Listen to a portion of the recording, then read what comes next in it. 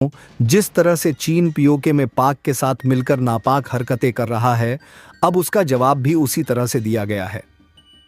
PoK में छिड़ी जंग के बीच इस वक्त की सबसे बड़ी और सबसे धमाकेदार खबर सामने आ गई है।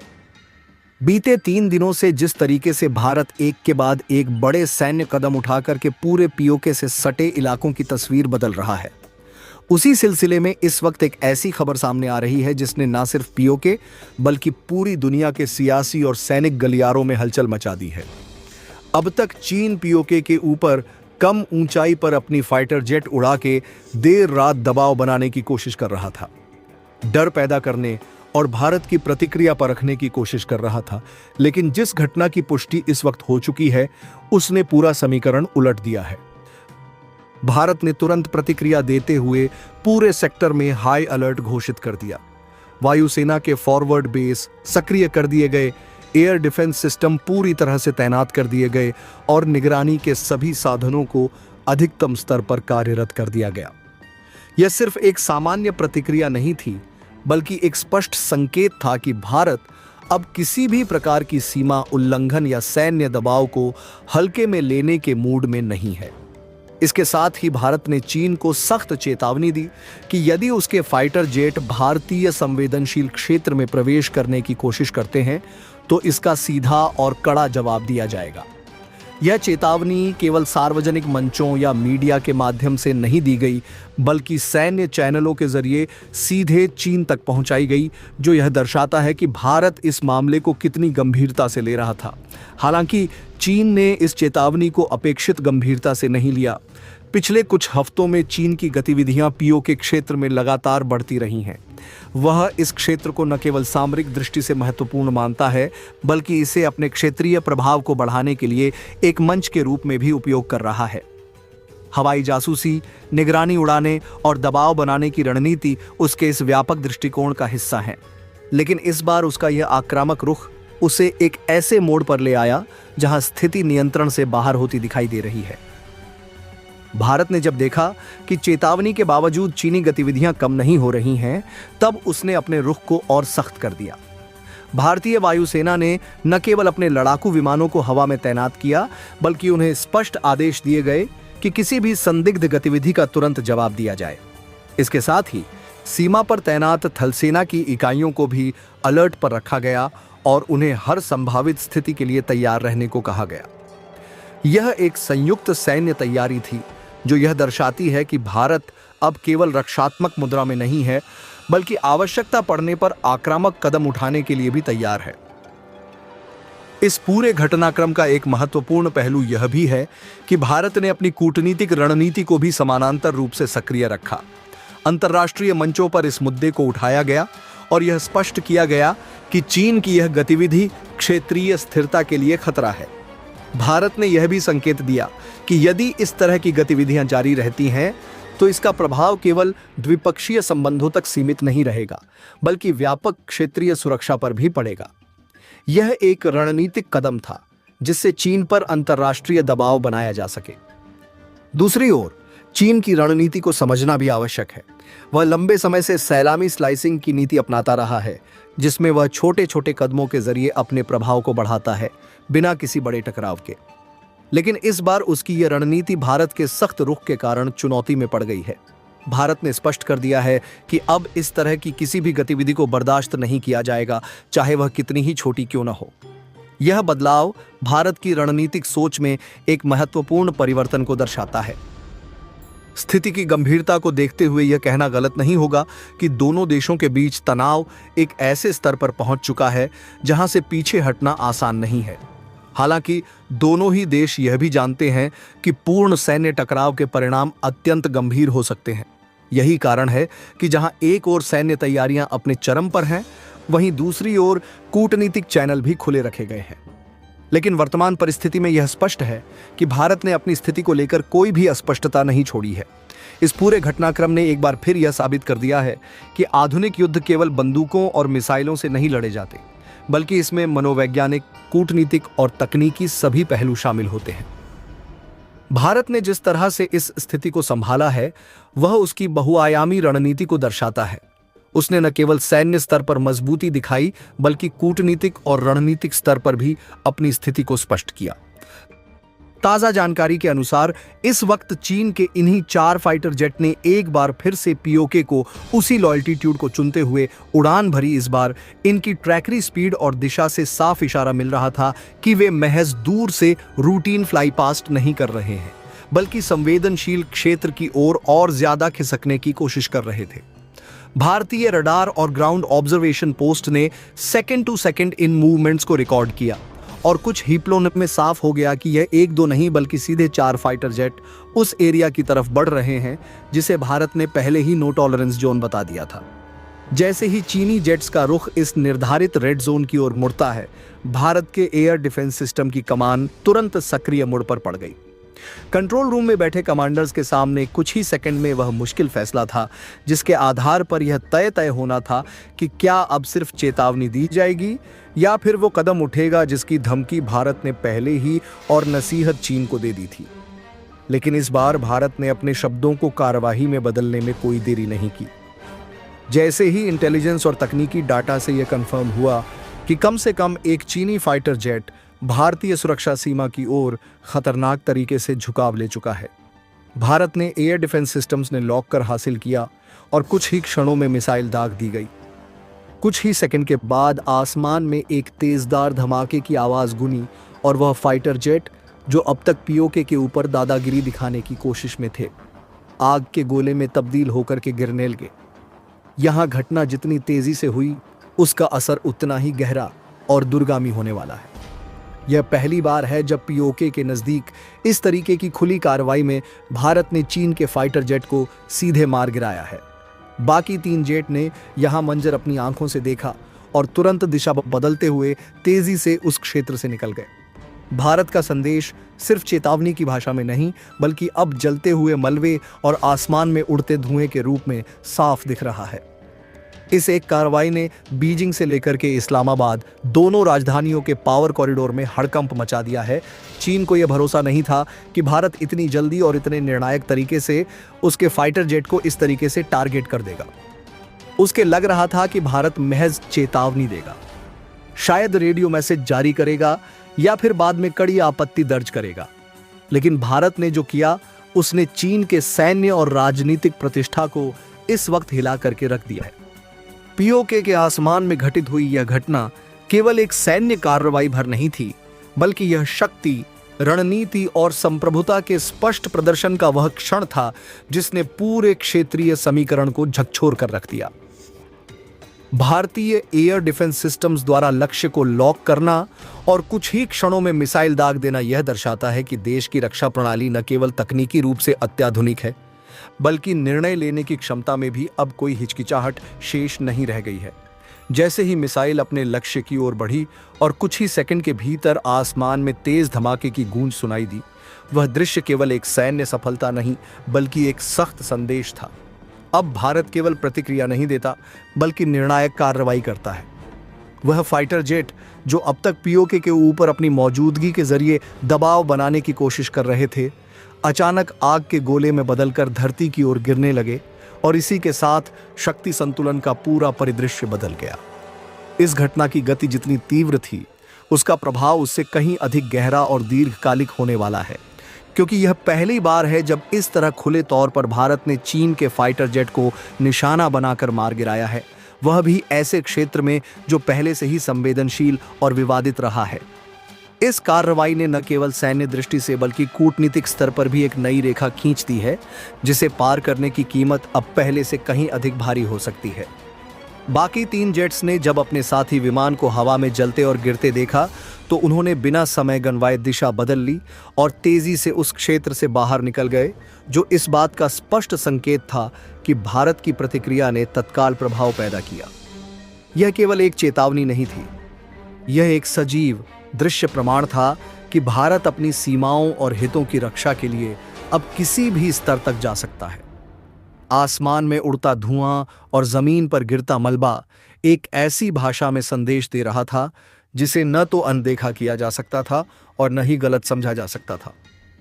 इस एक घटना ने बीजिंग और इस्लामाबाद दोनों के सत्ता गलियारों में हलचल मचा दी। जहां चीन को यह उम्मीद नहीं थी कि भारत इतनी तेजी और निर्णायकता के साथ प्रतिक्रिया देगा, वहीं पाकिस्तान के लिए यह संकेत था कि पीओके के ऊपर होने वाली किसी भी गतिविधि पर भारत की नजर है और वह किसी भी प्रकार की उकसावे वाली कार्रवाई को बर्दाश्त नहीं करेगा। चीन की रणनीतिक सोच में यह अनुमान शामिल था कि भारत शायद पारंपरिक कूटनीतिक रास्ता अपनाएगा, जैसे कि रेडियो चेतावनी देना, विरोध दर्ज कराना या अंतर्राष्ट्रीय मंचों पर मामला उठाना। लेकिन भारत ने इन सभी संभावनाओं को पीछे छोड़ते हुए सीधे सैन्य कार्रवाई का रास्ता चुना, जिसने चीन की सैन्य और राजनीतिक प्रतिष्ठा को एक झटके में चुनौती दे दी। यह घटना केवल एक क्षणिक सैन्य सफलता नहीं है, बल्कि यह एक व्यापक रणनीतिक बदलाव का संकेत भी है। पिछले कुछ वर्षों में भारत ने अपनी रक्षा क्षमताओं को जिस तरह से मजबूत किया है, चाहे वह एयर डिफेंस सिस्टम्स का आधुनिकीकरण हो, रडार नेटवर्क का विस्तार हो या फिर त्वरित निर्णय लेने की प्रक्रिया, उसका परिणाम अब स्पष्ट रूप से दिखाई देने लगा है। यह कार्रवाई दिखाती है कि भारत अब केवल प्रतिक्रिया देने वाला देश नहीं रहा, बल्कि वह पहल करने और स्थिति को अपने नियंत्रण में लेने की क्षमता भी रखता है। इसने न केवल विरोधियों को चौंकाया है, बल्कि सहयोगी देशों के बीच भी भारत की छवि को एक मजबूत और निर्णायक शक्ति के रूप में स्थापित किया है। इसके साथ ही इस घटना के दूरगामी प्रभाव भी होंगे।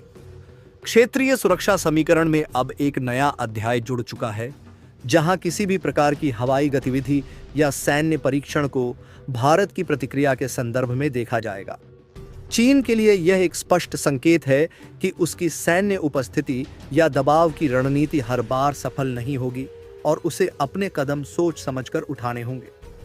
वहीं पाकिस्तान के लिए यह एक चेतावनी है कि पीओके का इस्तेमाल किसी भी प्रकार की सामरिक गतिविधि के लिए करना अब जोखिम भरा हो चुका है। राजनीतिक स्तर पर भी इस घटना का प्रभाव व्यापक होगा। भारत के भीतर यह आत्मविश्वास को और मजबूत करेगा, जबकि अंतर्राष्ट्रीय स्तर पर यह संदेश जाएगा कि भारत अपनी सुरक्षा और संप्रभुता के मुद्दों पर कोई समझौता नहीं करता। यह कार्रवाई एक उदाहरण बन सकती है कि कैसे एक देश अपनी सीमाओं की रक्षा के लिए न केवल तैयार है, बल्कि आवश्यक होने पर तुरंत और प्रभावी कदम उठाने में भी सक्षम है। इसके अलावा यह घटना भविष्य की सैन्य नीतियों और रणनीतियों को भी प्रभावित करेगी, जहां त्वरित प्रतिक्रिया और स्पष्ट संदेश देना प्राथमिकता बन सकता है। अंततः यह कहा जा सकता है कि पीओके के आसमान में हुआ यह घटनाक्रम केवल एक विमान को गिराने तक सीमित नहीं है, बल्कि यह एक व्यापक संदेश है, एक ऐसा संदेश जो शक्ति, संकल्प और रणनीतिक स्पष्टता का प्रतीक है। भारत ने यह दिखा दिया है कि अब उसकी चेतावनी केवल शब्दों तक सीमित नहीं है, बल्कि जरूरत पड़ने पर वह उसे कार्रवाई में बदलने की पूरी क्षमता और इच्छा शक्ति रखता है। इस एक घटना ने न केवल वर्तमान स्थिति को प्रभावित किया है, बल्कि आने वाले समय के लिए भी एक नई दिशा निर्धारित कर दी है, जहां हर कदम सोच समझकर और हर प्रतिक्रिया पूरी दृढ़ता के साथ दी जाएगी। बीजिंग में अचानक आपातकालीन बैठकें शुरू हो गई हैं। शीर्ष स्तर पर रिपोर्ट की मांग की जा रही है कि आखिर किसने कब और क्यों इस तरह की फ्लाइट प्रोफाइल के लिए हरी झंडी दी, जबकि सामने वाले पक्ष ने पहले ही पब्लिकली रेड लाइन खींच दी थी। इसके साथ ही इस्लामाबाद में भी हलचल बढ़ गई, क्योंकि अब पूरा खेल उसी जमीन और हवाई दायरे के ऊपर हो रहा है, जिसे लेकर के पाक लंबे समय से अपने नैरेटिव के सहारे दुनिया को गुमराह करने की कोशिश कर रहा है। पीओके के जमीनी हालात भी इस घटना के बाद नाटकीय रूप से बदलते दिखाई दिए। वहां के स्थानीय लोगों के बीच पहले से ही चीन की मौजूदगी और इसके लगातार बढ़ते सैन्य ढांचों को लेकर के गुस्सा और बेचैनी थी। चीन के ठिकानों, बिल्डअप और फॉरवर्ड पोजीशनों के कारण सबसे ज्यादा खामियाजा वहां के आम लोगों को भुगतना पड़ रहा था, जिनके घरों, खेतों और रोजमर्रा की जिंदगी को इन सैन्य प्रयोगों की कीमत पर कुचल जा रहा था।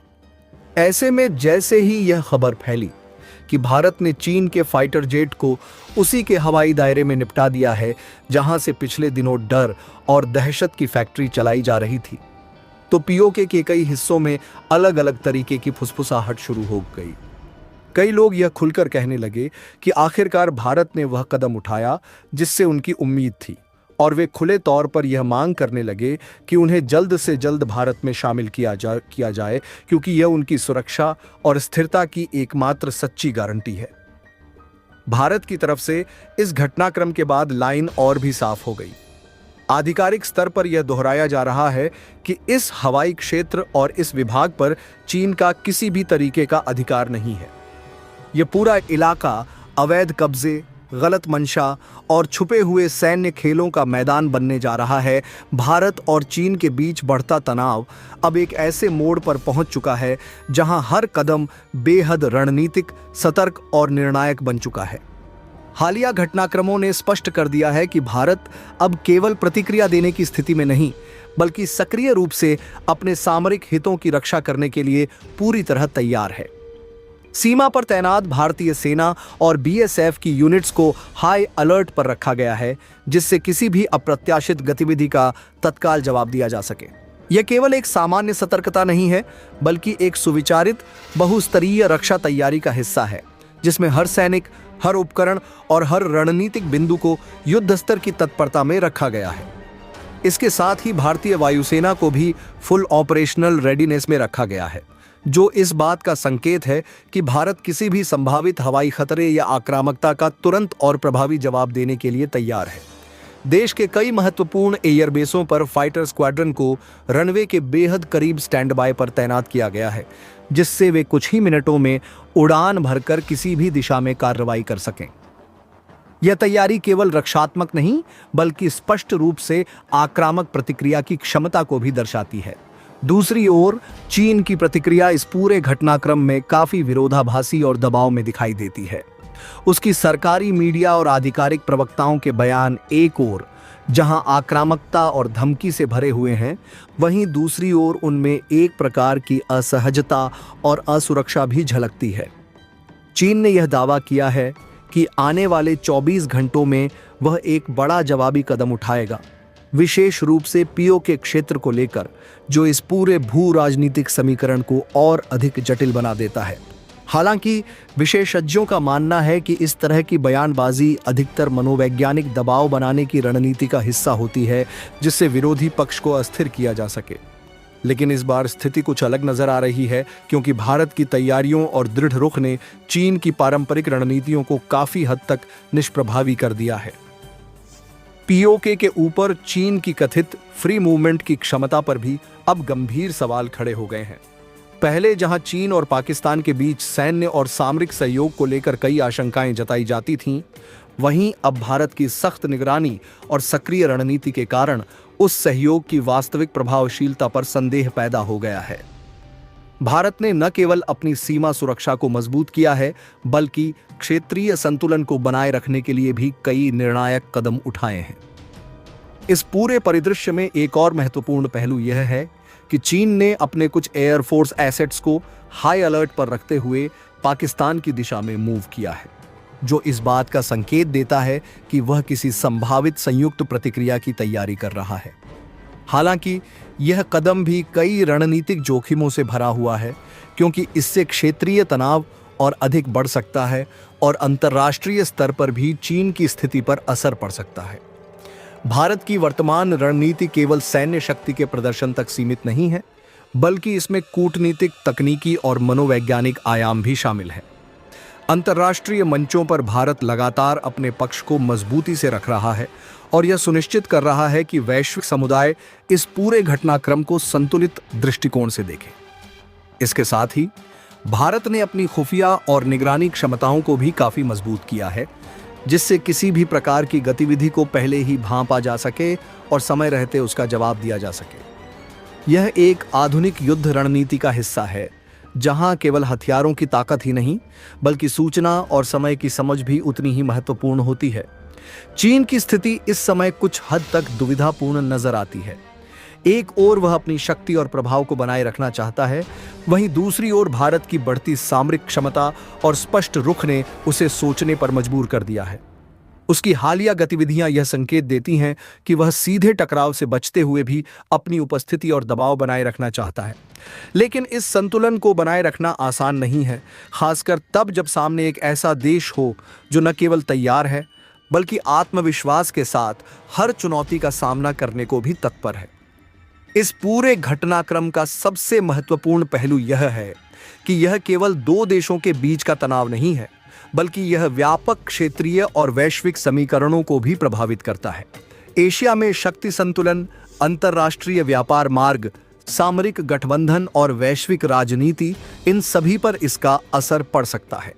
ऐसे में हर कदम बेहद सोच समझकर उठाया जा रहा है, क्योंकि एक छोटी सी चूक भी बड़े परिणाम ला सकती है।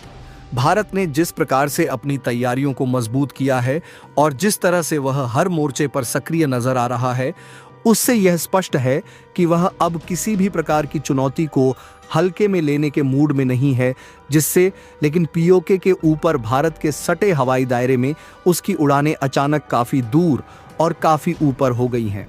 लॉयल्टीट्यूड, अग्रेसिव प्रोफाइल और सीमा के बेहद नजदीक की जिस नीति पर वह कल तक चल रहा था, आज उससे हटकर वह खुद को सुरक्षित दूरी पर रखने को मजबूर दिख रहा है।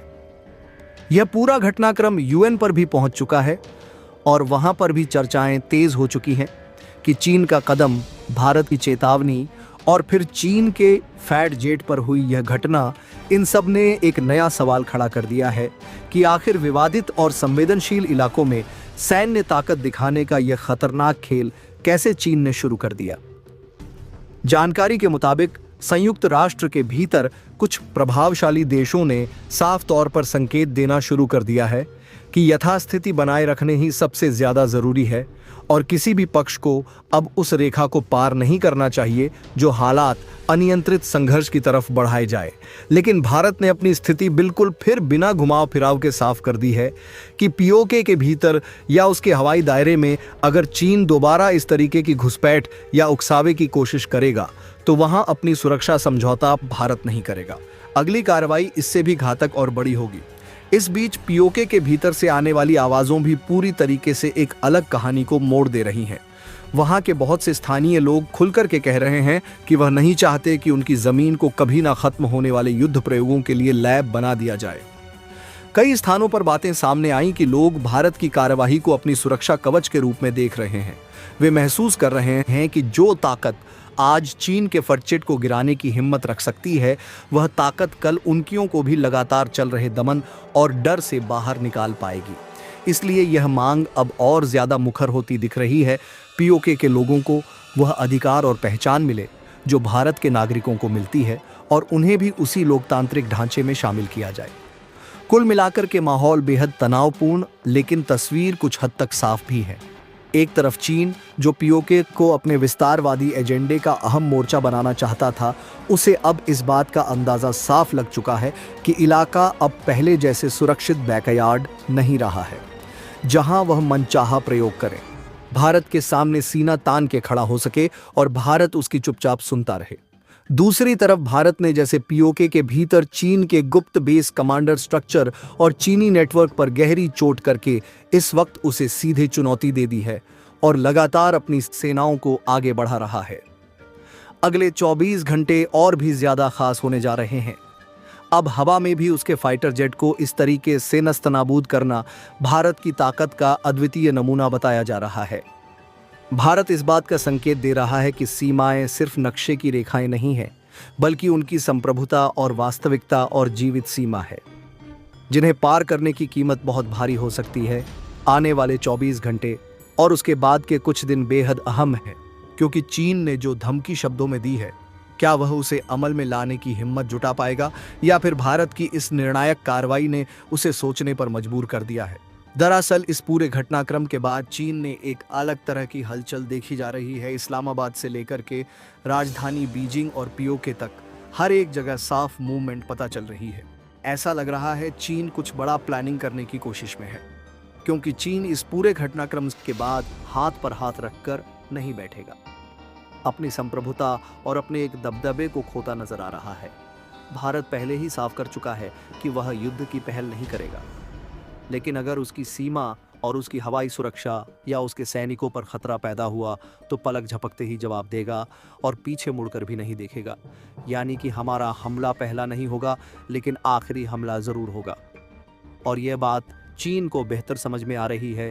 पीओके की रातें, सीमा पर जवान तना की निगरानी, एयर डिफेंस कंट्रोल रूम की स्क्रीनें और दिल्ली के फैसले लेने वाले कमरों की खामोश चर्चाएं सब इस बात पर टिकी हैं कि अगला कदम अब भारत का क्या होने वाला है, क्योंकि इस वक्त जो मूवमेंट देखी जा रही है वह काफ़ी हैवी आर्टिलरीज के साथ आगे बढ़ने की है। यानी चीन को किसी भी तरीके से अब इस जगह पर हावी होने का एक भी मौका भारत देना नहीं चाहता है, और यही बात इस वक्त चीन के अंदर भी स्थिति खराब को दर्ज कर रही है। वहीं इस पूरे घटनाक्रम में पाक का अपना अलग ही एजेंडा सामने आ रहा है। जो पाक अब तक चीन को इस जगह को सौंपने की कोशिश में था, उसे लग रहा था कि चीन के साथ मिलकर के वह उनके स्थानीय लोगों और पीओके पर पूरा कंट्रोल स्थापित कर लेगा। अब उसे समझ में आ गया है कि चीन का साथ लेने के बाद भी उसे यह ताकत नहीं मिलने वाली है, और इसीलिए पाक ने सीधे तौर पर चीन को उस जगह से अपनी सेनाएं हटाने की भी बात कही है। बातचीत तेज चल रही है। चीन एक तरफ अपनी सेना हटाने को खुद भी मजबूर है, तो उधर पाक का दबाव भी उसे साफ देखने को मिल रहा है। अब देखना यह है कि पाक जो बीएसएफ को लेकर के अब तक चेतावनी दे रहा था, उस पर क्या अंजाम है। अब सबसे बड़ी खबर इस वक्त एलओसी को लेकर के भी आ रही है। पाक की तरफ से एलओसी पर बड़ी मूवमेंट दर्ज करी जा रही है, यानी कि स्थिति और भी ज्यादा बेहद भ्रामक और तनावपूर्ण बन रही है। और इस वक्त सबसे ज्यादा नजर भारत के जवानों से लेकर के भारत के हवाई क्षेत्र पर नजर रखी जा रही है। आज अचानक 4 चीनी फाइटर जेट बेहद कम ऊंचाई पर उड़ते हुए देखे गए। यह कोई रूटीन पेट्रोलिंग फ्लाइट नहीं थी, क्योंकि चीनी फाइटर जेट आज के पहले कभी भी यहां नहीं पहुंचे और ना ही किसी तरीके की सामान्य सैन्य अभ्यास की कवायद बताई जा रही है। इन जेट्स की उड़ान ना तो पहले से सूचना थी, और ना ही किसी इंटरनेशनल मैकेनिज्म की तरह नोटिस, और ना ही किसी तरह की पारंपरिक सैन्य प्रोटोकॉल। चीन ने यह कदम इतने चुपके से और इतनी तेजी से उठाया कि शुरुआती कुछ मिनटों के लिए भारतीय रडार और ग्राउंड ऑब्जर्वेशन यूनिट को खुद यकीन नहीं हुआ कि वह जो देख रहे हैं वह सच में हो रहा है। लेकिन जैसे ही चारों जेट्स की ट्रैकिंग डिटेल्स कंफर्म हुई, भारतीय सिक्योरिटी सिस्टम में एकदम से अलार्म बज उठे। बॉर्डर पर तैनात बीएसएफ कंपनियों से लेकर के आर्मी की एडवांस पोस्ट तक हर चैनल पर एक ही सूचना घूमने लगी। 4 fighter jet low altitude high speed सटकर उड़ान। इस अचानक हुई कार्रवाई ने थोड़े वक्त के लिए कम्युनिकेशन नेटवर्क पर भी दबाव डाल दिया। दिल्ली के साउथ ब्लॉक के भीतर उस समय तक सामान्य रूटीन मीटिंग्स चल रही थी, लेकिन जैसे ही पीओकेस लगे सेक्टर से इन फाइटर जेट्स की इंफॉर्मेशन केंद्रीय कमांड तक पहुंची, माहौल एक झटके में ही बदल गया। कई वरिष्ठ अफसरों को तत्काल मीटिंग के लिए बुलाया गया। कुछ जनरल्स जो शहर के अलग अलग हिस्सों में थे, उन्हें तुरंत साउथ ब्लॉक रिपोर्ट करने के लिए खास संदेश भेजे गए। रात होते होते रक्षा मंत्रालय के गरियर में जिस तरीके की चहल पहल हुई, वह साफ इशारा थी कि मामला सीमा सामान्य उल्लंघन तक से कहीं आगे बढ़ चुका है। भारत ने तुरंत पूरे उत्तरी कमांड और उससे जुड़े एयरफोर्स एसेट्स को हाई अलर्ट पर डाल दिया। बीएसएफ की अग्रिम चौकियों को विशेष निर्देश जारी किए गए। एलओसी के करीब तैनात यूनिट्स को न सिर्फ अपनी पोजीशन मजबूत रखने के आदेश दिए गए, बल्कि उन्हें यह साफ मैसेज भी दिया गया कि किसी भी असामान्य हरकत, चाहे वह हवा से हो या फिर जमीन से, इनकी तुरंत प्रतिक्रिया देनी है। उधर एयरफोर्स के 3 आर्म एयरबेस जो उत्तर भारत में रणनीतिक रूप से पीओके और एलओसी सेक्टर को कवर करते, उन्हें एक्टिव मोड पर भेजा गया। चुनिंदा स्क्वाड्रन को रनवे के नजदीक मूव कराया गया। कई फाइटर जेट को ऑन स्टैंड बाय पर कर दिया गया, ताकि जरूरत पड़ते ही कुछ ही मिनटों के भीतर हवा में हो और किसी भी घुसपैठ का जवाब दे सके। यह वही भारत है जो कुछ साल पहले तक सीमा पर होने वाले उपसावे को महज कड़ी निंदा राजनयिक नोटिस तक सीमित रखता था। लेकिन अब हालात बदल चुके हैं। भारत अब न केवल जमीन पर, बल्कि हवा में, अंतरिक्ष से लेकर के साइबर स्पेस तक हर फ्रंट पर तैनात है। उस पूरे बयानबाजी सिर्फ नहीं थी, बल्कि ठोस सैन्य विकल्प भी मौजूद है। जब यह खबर आम हुई कि चीन ने पहली बार इस पैमाने पर अपने फाइटर जेट को पीओके क्षेत्र में बढ़ाया है, तब यह साफ समझ में आ गया कि चीन अब पुरानी छवि छुपकर चाल चलो वाली रणनीति से बाहर आकर के खुलेआम इस वक्त ताकत दिखाने के लिए कोशिश कर रहा है।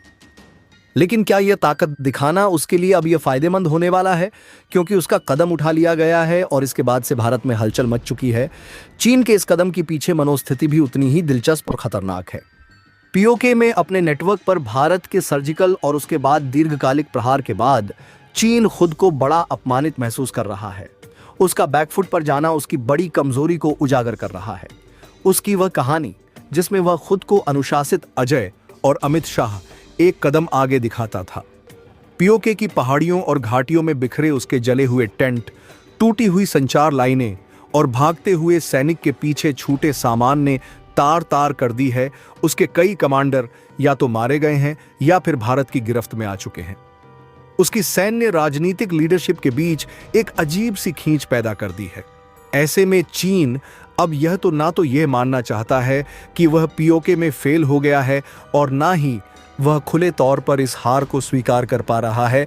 यही वजह है कि एक तरफ बयानबाजी के जरिए भारत को धमका रहा है, दूसरी तरफ बैकग्राउंड में ऐसी हरकतें कर रहा है जो सीधे तौर पर स्थिति को बड़े टकराव की ओर धकेल सकती हैं। भारत के लिए स्थिति बेहद संवेदनशील है, लेकिन साथ ही अवसरपूर्ण मोड़ भी है। एक तरफ उसे यह दिखाना है कि वह चीन के किसी भी हद तक बढ़ती आक्रामकता के सामने नहीं झुकेगा, दूसरी तरफ भारत यह देखना है कि हालात सीधे सीधे बड़े पैमाने पर जंग में ना बदल जाए।